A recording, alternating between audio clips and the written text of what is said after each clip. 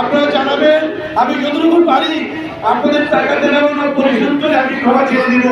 কিন্তু উনি যদি টাকা পায়, এই শিশু বাচ্চা যদি তাকে তাকে ওনার টাকাটা ওনার স্ত্রীর কাছে পৌঁছে দেওয়ার জন্য আমি অনুরোধ করবো।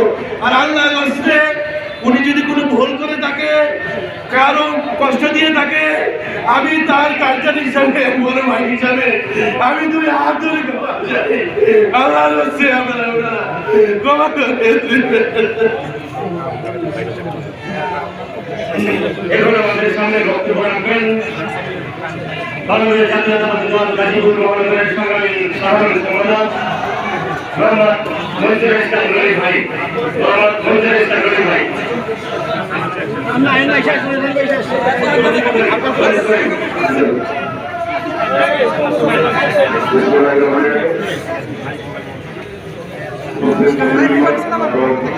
আমার প্রিয় সংবাদকর্মী ভাইরা, আজকে এখানে এবং আমাদের বিভিন্ন রাজনৈতিক দলের ব্যক্তিগত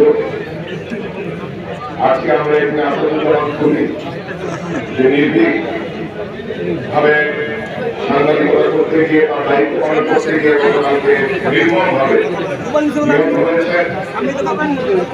তারা জানা যায় অংশগ্রহণ করতে এসেছি। আমরা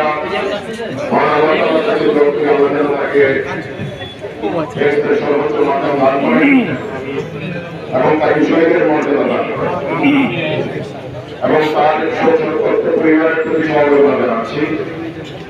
আমরা আজকে বলে দিতে চাই যে গাজীপুর সহ গতকালকে আরো কিছু হত্যাকাণ্ড ঘটেছে। আপনারা জানেন মৌলভীবাজারে ঝিনাইদহে এই বাংলাদেশের যে অস্থির পরিবেশ চলছে,